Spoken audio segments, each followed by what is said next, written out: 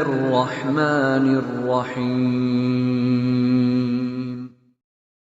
ایک بادشاہ کا ایک ہی لڑکا تھا، حسن صورت اور حسن سیرت دونوں ہی سے آراستہ تھا۔ بادشاہ نے اس لڑکے کی ایک حسین شہزادی سے شادی کرنا چاہی اور کسی زاہد و پرہیزگار صالح خاندان میں رشتہ طے کرنا شروع کیا۔ اس سلسلے کی خبر شہزادے کی ماں کو ہوئی تو اس نے بادشاہ سے کہا کہ آپ نیکی اور تقوی و زہد تو دیکھ رہے ہیں، لیکن آپ کے مقابلے میں با اعتبار عزت و مال کے وہ خاندان کمتر ہے۔ بادشاہ نے جواب دیا، دور ہو بے وقوف، جو شخص دین کا غم اختیار کرتا ہے اللہ تعالیٰ اس کے تمام دنیاوی غموں کو دور کر دیتا ہے۔ یاد رکھ، آخرت کا غم موسیٰ علیہ السلام کے عصا کی طرح ہے جو جادوگروں کے سانپ بچھوؤں کو نگل گیا تھا، اور اس طرح آخرت کا غم دنیا کے تمام غموں کو نگل جائے گا۔ بالآخر بادشاہ اپنی ملکہ پر اپنی رائے کو غالب رکھنے میں کامیاب ہو گیا اور شہزادے کی شادی کر دی۔ طویل عرصے تک انتظار کیا مگر اس شہزادے سے کوئی لڑکا نہ پیدا ہوا۔ بادشاہ کو فکر ہوئی کہ کیا بات ہے، شہزادے کی بیوی تو بہت خوبرو، حسین اور بے مثل ہے، لیکن اولاد کیوں نہیں ہوتی؟ اپنے مخصوص مشیروں کو اور علماء و صلحاء کو جمع کیا اور خفیہ طور پر اس مسئلے کے بارے میں ان سے مشورہ کیا۔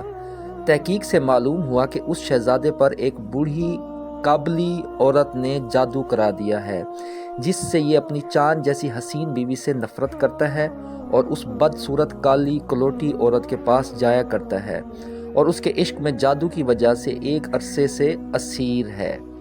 بادشاہ کو اس اطلاع سے بے حد غم اور صدمہ ہوا اور اس نے بہت صدقہ و خیرات کیا اور سجدے میں بہت رویا، اور ابھی رونے سے فارغ نہ ہوا تھا کہ ایک مرد غیبی نمودار ہوئے اور کہا کہ آپ میرے ساتھ ابھی قبرستان چلیں۔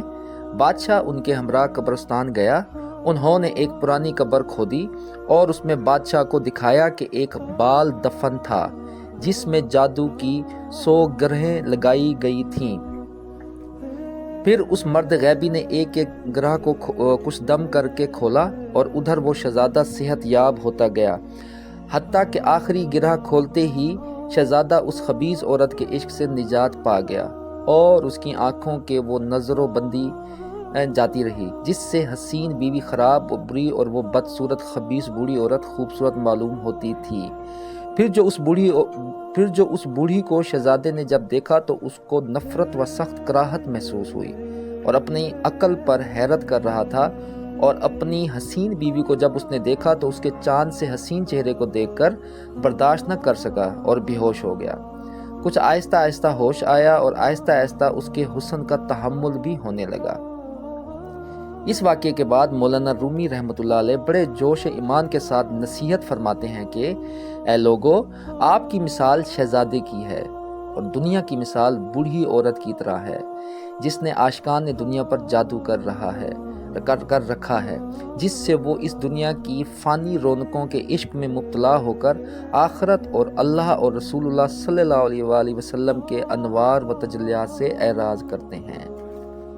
اس واقعے سے حاصل ہونے والا سبق: اس واقعے سے معلوم ہوا کہ دنیا نے جو اللہ تعالیٰ کے نزدیک مچھر کے پر کے برابر حیثیت نہیں رکھتی، ہمارے اوپر جادو کر رکھا ہے۔